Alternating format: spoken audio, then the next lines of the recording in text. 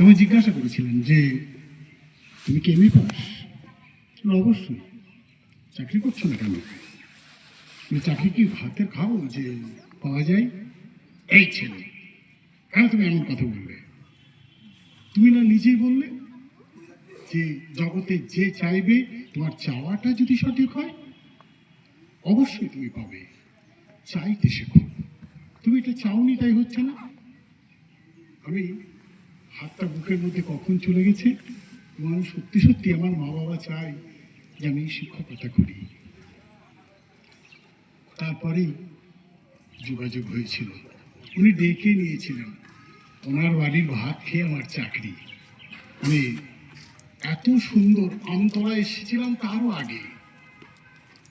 ওই মুক্তারপুরে একটা গানের বায়না হয়েছিল, আর সেটা ওই মাঝিদের বাড়িতে। সেখানে গান করতে গিয়ে ডাকাতের দলের পাল্লায় পড়েছিলাম। সেটা কিন্তু খুব মনে পড়ে। বলছি বাবা, সেই আমতলায় এরা আমার চাকরি করতে, না জানি কি হবে। শ্রদ্ধেয় মাস্টারমশাই সনদবাবু তিনি বলেছিলেন গান করা কিন্তু চলবে না। চাকরি পেয়েছো, চাকরি পাওয়ার জন্য গান করছো, চাকরি না পাওয়ার জন্য গান করছিলে, এবার চাকরি পেয়ে গেছো আর গান করার দরকার নেই। তিনি এত বড় সুপণ্ডিত, তিনি এত বড় মনের মানুষ যে তিনি প্রথম আমি গান তো বন্ধ করতে হয়েছে আমাকে। উনি বললেন যে আমার কাকিমা মারা গেছে, তোমার এই শিল্পকে তুমি নষ্ট করো না, চলো। আমি শোনা ঠিক আছে, উনি নিজে নিয়ে গিয়েছিলেন আমাকে। ঠিক আছে, ঠিক আছে। আমি সেই জায়গায় আমি কিন্তু গিয়েছিলাম। সেখানেই এটা এই ছাত্রদের কাছ থেকে কি শিখছি, সঞ্জয় খুব সুন্দর করে বলছিল যে স্যার কখন ছেলেদেরকে ধরে নিয়ে গিয়ে ক্লাস করার জন্য গেছি। আমি কমিউনিটি হলে ক্লাস করছি, একেবারে শেষ মাথা পর্যন্ত বেঞ্চে যত দূর আছে তত দূর, এত ছাত্র কিন্তু একটা ক্লাসে কখনো হয় না।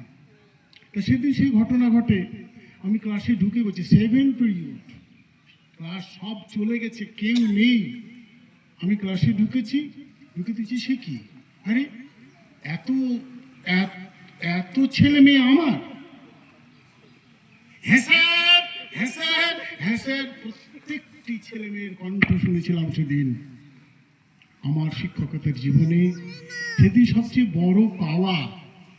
আর আজ আমার ব্যক্তিগত নাম, এই অনুষ্ঠানের নাম ফিরে পাওয়া। আজ যেন অনেক কিছুই ফিরে পাচ্ছি। সেই কচি মুখগুলোকে দেখছি। রাজপথে দেখা হলে কেহ যদি গুরু বলে হাত তুলে করে নমস্কার, বলি তারে হাসি মুখে বেঁচে থাকো রও সুখে, কেশগুলি স্পর্শ করি তার। ভাবিতে ভাবিতে যাই, কি নাম মনে তো নাই, ছাত্র ছিল বহুদিন আগে, স্মৃতি সূত্র ধরি টানি, কৈশোরের মুখে খানি, দেখি মনে জাগে কি না জাগে। সেই ফিরে পাওয়াটা আজ যেন ফিরে পেলাম। খুব মনে পড়ে, বাজার করতে গেছি কোট বাজারে, ঝোলাখানা খুব ভারী হয়েছে, বৃষ্টি পড়েছে, সামনে কাদা, জল কাদা। আমি সেই ব্যাগটা নিয়ে আমাকে লাভ দিতেই হবে, তা না হলে জলে পড়ে যাবো। আমি লাভ দেবো, এই দেবো দেবো করতে করতে দেখছি পিছন থেকে ঝোলাটা টান পড়েছে আমার।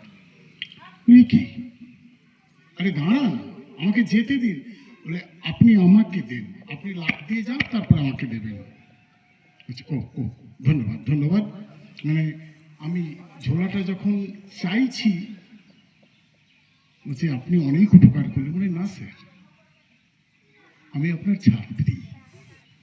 ও বাবা, তোমরা কত বড় হয়ে গেছে গো। বলি স্যার, আমার দুটো ছেলে, যদি সেই রকম ভাবে যদি মানুষ করতে পারতাম, যদি পারতাম আপনাকে দিতে, বুক ভরে যাওয়ার কথা। আর এই শিক্ষকতার জীবন, যেটা অমরবাবু খুব সুন্দর করে বলছিলেন, যেন এই যেন ফিরে পেয়েছি আমরা, আবার নতুন কোন জায়গায় যেন মিশে গেছি, বিলীন হয়ে যাচ্ছি। সব তোমাদের মাঝে যারা আছেন তাদেরকে সকলকে শ্রদ্ধা জানিয়ে, হ্যাঁ ওই গল্পটা মফাসার গল্প ক্লাসে বলতাম। এই ঘটনা প্রসঙ্গে সেই ঘটনাখানা ছিল এই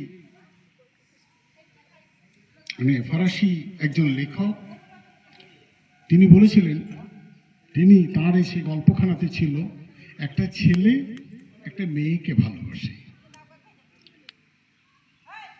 সে মাকে এসে বলে, মা আমি একটা মেয়েকে ভালোবাসি, কিন্তু মেয়েটা কিন্তু ছেলেটাকে ভালোবাসে না, কিন্তু সে বারবার মানে নিবেদন করে, তার প্রেম নিবেদন করতে চাই, কিন্তু সে কিছুতেই, কিন্তু মেয়েটি তাকে ধোঁকা দিতে থাকে।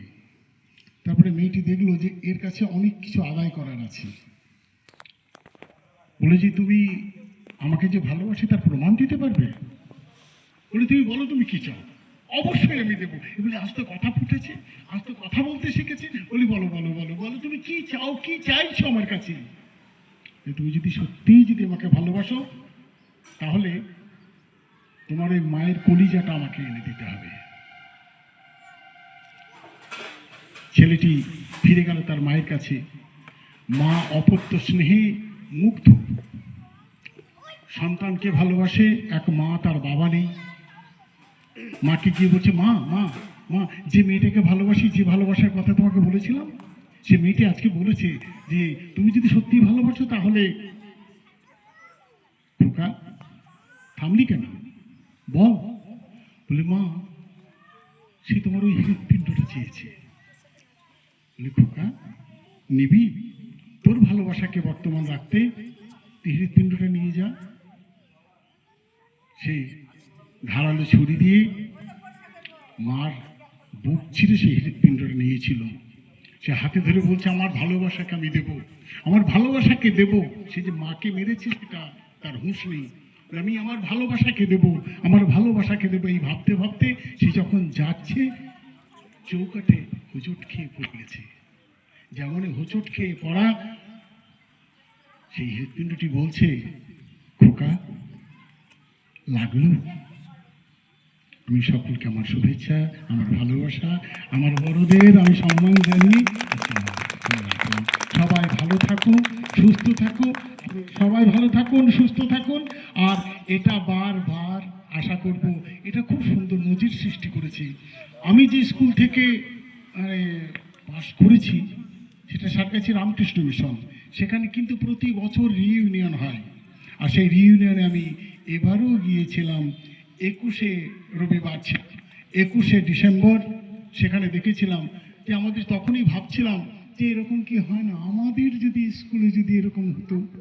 আজ সেটা তোমরা পূর্ণ করে দিলে, এই জন্যই তোমাদের অনেক অনেক ধন্যবাদ। তোমরা ভালো থাকো, সুস্থ থাকো। ধন্যবাদ আমাদের